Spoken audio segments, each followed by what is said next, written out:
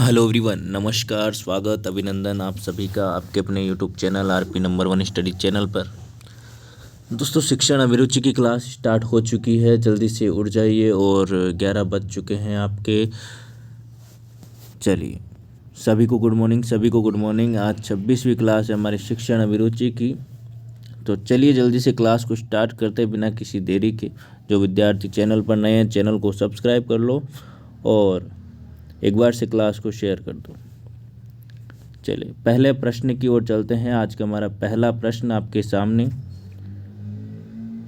जवाब दीजिएगा। चलिए, भय और दंड का प्रभाव बच्चों को अनुशासनहीन बना सकता है। इस कथन से आपका क्या यहाँ पर राय आपकी बताइएगा। पूर्ण सहमत है, आंशिक रूप से सहमत है, अनिश्चित या फिर पूर्ण असहमत, बताइएगा। यदि किसी बच्चे को दंड दिया जाता है, भय दिया मतलब कि डराया जाता है, तो वो अनुशासनहीन बन सकता है। इससे आपकी क्या राय है बताइए। बिल्कुल, ऑप्शन नंबर 1 जिन्होंने बताया बिल्कुल सही है, बिल्कुल सहमत है। क्योंकि ज़्यादा डराने से वो क्या है, ज़्यादा लापरवाह होगा। इससे अच्छा उसे समझाया जाए, ठीक है ना। चलिए अगला प्रश्न आपके सामने जवाब दीजिएगा। आप विद्यालय में छात्रों में सहयोग की भावना विकसित करने के लिए क्या करेंगे। इससे संबंधित उदाहरण प्रस्तुत करेंगे। सभी शिक्षक मिलजुल कर कार्य करेंगे। विद्यालय में पाठ्य सहगामी क्रियाओं का आयोजन करेंगे या फिर मिलजुल कर कार्य करने के महत्व को बताएंगे। जल्दी से सही जवाब बताइएगा, जल्दी से फटाक से। ऑप्शन नंबर सी बिल्कुल सही जवाब हो जाएगा। विद्यालय में पाठ्य सहगामी क्रियाओं का आयोजन करेंगे ताकि क्या है, सहयोग की भावना है जो कि विद्यालय में बच्चों में जो कि उत्पन्न हो सके और विकसित हो सके। अगला प्रश्न आपके सामने, जवाब दीजिएगा। क्वेश्चन नंबर 3, आप परीक्षा के दौरान कक्ष निरीक्षक का कार्य कर रहे हैं। उसमें विद्यालय में प्रधानाचार्य का पुत्र है जो कि परीक्षा दे रहा है। तो यदि वह अनुचित कार्य करता है तो आप क्या करेंगे। उसको अनदेखी करेंगे या फिर परिणाम की परवाह किए बिना अनुचित साधन प्रयोग करने नहीं देंगे। प्रधानाचार्य से परीक्षा के बाद शिकायत करेंगे। उसे रोकने का साहस करेंगे। देखिए, अनदेखा कैसे कर सकते हो, क्योंकि वो भी क्या है, बच्चा है, आपका स्टूडेंट है। बिना किसी परिणाम की परवाह किए आप क्या करेंगे, अनुचित साधन का प्रयोग नहीं करने देंगे। अनुचित साधन मतलब कि वो कोई भी, जैसे कि आजकल मोबाइल हो गया, घड़ी हो गया, नकल हो गई, ठीक है ना, पेपर चिट बना कर ला रहा है, तो वो अनुचित साधन हो गए, ठीक है ना। तो ये उसका प्रयोग उसे नहीं करने देंगे, ठीक है ना। अगला प्रश्न आपके सामने, सम्मान प्राप्त करने के लिए दूसरों को सम्मान देना अति आवश्यक है। यह उक्ति लागू होती है कार्यालयों एवं कार्यस्थलों में, केवल सामाजिक परिस्थितियों में, स्कूलों सहित सभी स्थानों पर समान रूप से, या फिर केवल स्कूलों में। देखिए, जहाँ सम्मान दोगे वहाँ सम्मान मिलेगा। यदि वो कार्यालय हो या स्कूल हो, समाज हो, परिवार हो, कहीं पर भी आप जाओगे, सभी स्थानों पर है जो कि आप किसी को सम्मान दोगे, आदर से बोलोगे, ठीक है ना, तो वो भी अगला आपको आदर से बोलेगा, ठीक है ना। तो ऑप्शन नंबर सी बिल्कुल सही जवाब हो जाएगा। आगे चलते हैं अगले प्रश्न की ओर। अगला प्रश्न आपके सामने, शिक्षकों के चयन बोर्ड को प्राथमिकता देनी चाहिए। पिछड़ी जाति के लोगों को, अल्पसंख्यक समुदाय को, सभी वर्ग के लोगों को, उनकी अभियोग्यता व अभिवर्ती के आधार पर, या फिर महिलाओं को। देखिए, जाति के अकॉर्डिंग है जो कि ये आरक्षण दे रखा है, लेकिन बाकी जो शिक्षक है उसकी अभियोग्यता और अभिवर्ती के आधार पर उसको क्या देना चाहिए, सिलेक्शन देना चाहिए, ठीक है ना, ताकि क्या है, बच्चों को अच्छे से पढ़ा सके, ठीक है ना। चलिए, ऑप्शन नंबर सी बिल्कुल सही जवाब हो जाएगा। आगे चलते हैं अगले प्रश्न की ओर। अगला प्रश्न आपके सामने, यदि कोई छात्र ईमानदारी पूर्वक कार्य नहीं कर रहे तो आप क्या करेंगे। तो आप क्या करेंगे? ईमानदारी छात्रों को पुरस्कृत करके उन्हें शर्मिंदा करेंगे, या फिर छात्र के अभिभावक को सूचित करेंगे, या फिर सख्त दंड देकर उसे ईमानदारी पूर्वक कार्य करने के लिए बाध्य करेंगे, या फिर ईमानदारी सर्वोत्तम नीति है उसे बताएंगे। ईमानदारी पूर्वक कोई छात्र काम नहीं कर रहे हैं तो आप क्या करेंगे बताइएगा। आप एक शिक्षक हैं तो आप क्या करेंगे, छात्रों को किस प्रकार से समझाएंगे वो बताइएगा। बिल्कुल ऑप्शन नंबर डी जिन्होंने दिया है, ईमानदारी सर्वोत्तम नीति है, उसे बतलाएंगे कि भाई ये चीज़ आपको करनी चाहिए, ये नहीं करनी चाहिए, ऐसा झूठ नहीं बोलना चाहिए, जो भी चीज़ें हैं ईमानदारी के प्रति वो सारी चीज़ें उन्हें समझाएंगे, क्या क्या इनके फ़ायदे नुकसान जो भी चीज़ें हैं वो बताएंगे। चलिए अगला प्रश्न आपके सामने, जवाब दीजिए। समाज में छात्रों की भागीदारी किस प्रकार की वांछनीय है, आपको क्या विचार है इस पर बताइएगा। परस्पर सहयोग की आकांक्षा, रचनात्मक सहयोग की भावना, अनुदेशनात्मक सहयोग की भावना, क्रियाशीलतात्मक सहयोग की भावना बताइएगा।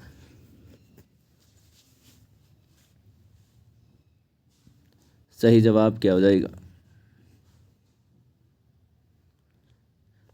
सही जवाब की बात करें ऑप्शन नंबर ए परस्पर सहयोग की आकांक्षा बिल्कुल सही जवाब हो जाएगा। चलिए अगले प्रश्न की ओर चलते हैं। अगला प्रश्न आपके सामने, जवाब दीजिएगा। किसी कार्य योजना को बताते समय बहुत सी बातें को तब की तब सोची जाएगी, उस पंक्ति उक्त पर है जो कि छोड़ा जाता है, इस पर आपका क्या विचार है बताइएगा। देखिए कुछ बच्चे होते हैं कि तब की तब देखेंगे, एग्ज़ाम 21 मई को है तो तब की तब देखेंगे, क्या मतलब हुआ भाई, परीक्षा 21 मई को है लेकिन अभी सोच रहे हैं कि भाई तब की तब देखेंगे, 20 को देखेंगे, तो क्या है, ये एक मूर्खतापूर्ण विचार है, ठीक है ना। ये जो भी सोचते हैं कि भाई तब की तब देखेंगे तो वो क्या है, बिल्कुल मूर्खतापूर्ण क्या है, विचार है। तो ऑप्शन नंबर बी बिल्कुल सही जवाब हो जाएगा। आगे चलते हैं अगले प्रश्न की ओर। अगला प्रश्न आपके सामने, बताइएगा जल्दी से सही जवाब क्या हो जाएगा। असामाजिक लोगों के साथ आपका व्यवहार होता है, मिलनसार के रूप में, सुधारक के रूप में, आलोचक के रूप में, सामान्य के रूप में बताइएगा।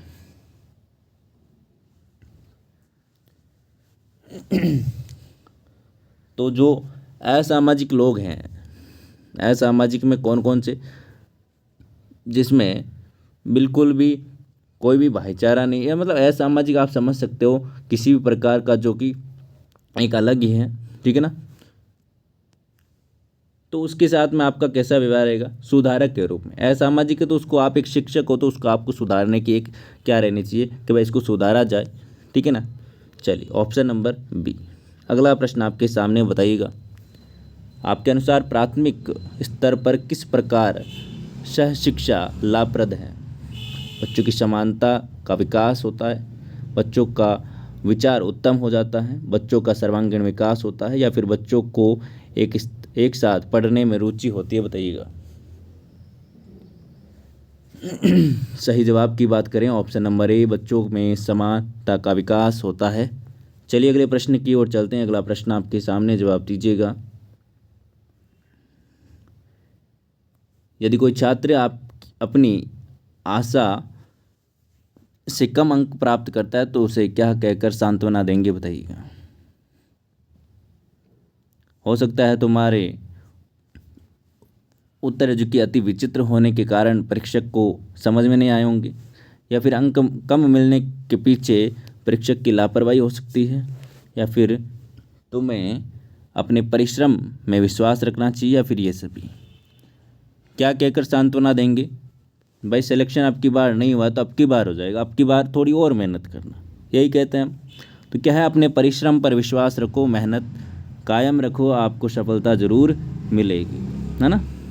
चलिए अगले प्रश्न की ओर चलते हैं। अगला प्रश्न आपके सामने, कभी कभी बहुत विद्वान व्यक्ति भी अच्छा शिक्षक नहीं बन पाता है, इसका संभावित कारण हो सकता है। विद्वान का दुर्व्यवहार, शिक्षण कौशल में परिपक्व न होना, या फिर कक्षा में सूचना संप्रेषित करते समय छात्रों के स्तर को ध्यान में न रखना। बताइएगा। बिल्कुल बी और सी दोनों ऑप्शन यहाँ पर हो जाएंगे। ऑप्शन नंबर डी बिल्कुल सही जवाब हो जाएगा। आगे चलते हैं अगले प्रश्न की ओर। अगला प्रश्न आपके सामने, जवाब दीजिएगा। भारतीय समाज में नैतिकता की ह्रास का प्रमुख कारण क्या है? बताइए। अध्यापकों का अपना दायित्व न निभाना, अवैज्ञानिक मान्यताएं, भौतिकवादी दृष्टि, समय के पीछे भागना। बताइएगा। बिल्कुल ऑप्शन नंबर ए, अध्यापकों का अपना दायित्व न निभाना, इसलिए नैतिकता का क्या हो रहा है? ह्रास हो रहा है। ऑप्शन नंबर ए बिल्कुल सही जवाब हो जाएगा। अगला प्रश्न आपके सामने, बताइएगा। उसी शिक्षक को समाज में वास्तविक मान सम्मान मिलना चाहिए जो छात्रों में अति लोकप्रिय हो, बहुत विद्वान हो, अच्छे परीक्षा फल देने को महत्व देता हो, या फिर अपने पद के दायित्व का निर्वहन ईमानदारी से और निष्ठा से करता हो। बिल्कुल जिन्होंने ऑप्शन नंबर डी बताया बिल्कुल सही जवाब है। दोस्तों क्लास को थोड़ा सा शेयर कर दें और लाइक वाइक कर दें ताकि क्या है सभी विद्यार्थी जुड़ सके। अगले प्रश्न की ओर चलते हैं। अगला प्रश्न आपके सामने, परीक्षा में अनुचित साधनों का प्रयोग का मूल कारण क्या है? परीक्षा व्यवस्था का दोषपूर्ण होना, नैतिक मूल्यों का ह्रास, या फिर ए व बी दोनों, या फिर इनमें से कोई नहीं। बिल्कुल ऑप्शन नंबर सी जवाब सही बिल्कुल हो जाएगा आपका। नैतिक मूल्यों का ह्रास भी हो रहा है और परीक्षा व्यवस्था का दोषपूर्ण होना, दोनों कारण यहाँ पर आपका हो जाएगा। अगला प्रश्न आपके सामने, यदि आपका लेख आपका कोई अन्य साथी अध्यापक आपके नाम से प्रकाशित कर रहा है तो आप क्या करेंगे? उसे क्षमा कर देंगे, प्रकाशक को कानूनी नोटिस के द्वारा सूचित करेंगे, उसे बुलाकर बात करेंगे, या फिर इस बात पर ध्यान नहीं देंगे? देखिए आपका कोई लेख है, आपकी कोई पुस्तक है, तो उसको कोई आपका अध्यापक है, मित्र अध्यापक, वो प्रकाशित कर रहा है तो आप क्या करेंगे? कानूनी नोटिस के द्वारा सूचित करेंगे कि भाई ऐसा मत कर, और ठीक है ना। चलिए अगला प्रश्न आपके सामने, अध्यापक को अपने उस छात्र पर गर्व करना चाहिए जो यदि शिक्षक बन जाए तो समर्पण के साथ में छात्रों के हित के लिए सदैव प्रयासरत रहे, अनैतिकता के प्रति शांतिपूर्ण विरोध दर्शाए, या फिर अपने जीवन में आदर्श पर अडिग रहे, या फिर ये सभी। तो देखिए अपने एक अध्यापक के लिए यदि कोई छात्र है जो क्या है दोस्तों, ऑप्शन नंबर डी बिल्कुल सही जवाब हो जाएगा। यदि वो शिक्षक बनता है छात्र तो छात्रों के हित में वो प्रयासरत है सदैव, ठीक है ना, अनैतिकता शांतिपूर्ण का विरोध करें और यहाँ पर आदर्शों पर अडिग रहे। चलिए अगले प्रश्न की ओर चलते हैं। अगला प्रश्न आपके सामने, जवाब दीजिएगा। एक शिक्षक का निजी जीवन कैसा होना चाहिए? पद की गरिमा के अनुरूप होना चाहिए, अति गंभीर और दिखावापूर्ण होना चाहिए, चाहे जैसा भी हो अंतर नहीं पड़ता, स्कूलों में मानक में अनुरूप होना चाहिए। बताइएगा। ऑप्शन नंबर ए, पद की गरिमा के अनुसार होना चाहिए। प्रधानाध्यापक है, प्रधानाध्यापक के अकॉर्डिंग होना चाहिए। एक टीचर है तो टीचर के अकॉर्डिंग होना चाहिए। हर एक डिपार्टमेंट के हर एक अलग, जो वो कहते हैं ना कि भाई हर एक सीट की अलग अलग यहाँ पर क्या होता है, महत्व होता है, तो उसके अकॉर्डिंग उसकी गरिमा होनी चाहिए। चलिए आगे चलते हैं अगले प्रश्न की ओर। अगला प्रश्न आपके सामने, जवाब दीजिएगा। शिक्षण अभिरुचि का एक महत्वपूर्ण पहलू यह भी है, कौन सा है? बताइएगा। शिक्षण को छात्र उन्मुख बनाने की क्षमता, छात्रों की क्रियाशीलता पर अंकुश लगाने की क्षमता, शिक्षण को रोजगार उन्मुख बनाने की क्षमता, या फिर ये सभी। सही जवाब की बात करें, ऑप्शन नंबर बी बिल्कुल सही जवाब हो जाएगा। अगला प्रश्न आपके सामने, निम्न में से कौन सा कथन सत्य नहीं है, असत्य है? बताइएगा। शिक्षा एक कला है, बिल्कुल सही है। शिक्षकों को प्रशिक्षित किया जा सकता है, बिल्कुल सही है। जन्मजात होते हैं, बिल्कुल गलत है। ऑप्शन नंबर बी बिल्कुल सही जवाब हो जाएगा। ठीक है मेरे दोस्तों, तो आज हमने यहाँ पर कुछ इंपॉर्टेंट प्रश्न किए हैं, जो कि आपको कैसे लगे, कितने प्रश्न आपके सही हुए, कमेंट करके जरूर बताइएगा। पीडीएफ के लिए टेलीग्राम ज्वाइन कर लीजिएगा, आपको पीडीएफ भेज दी जाएगी। ठीक है, इंस्टाग्राम पर जरूर फॉलो करें, ताकि आपको कोई भी इन्फॉर्मेशन चाहिए तो आप मैसेज करके पूछ सकते हैं। मिलते हैं नेक्स्ट क्लास में, तब तक के लिए बाय बाय, जय हिंद, जय भारत, धन्यवाद।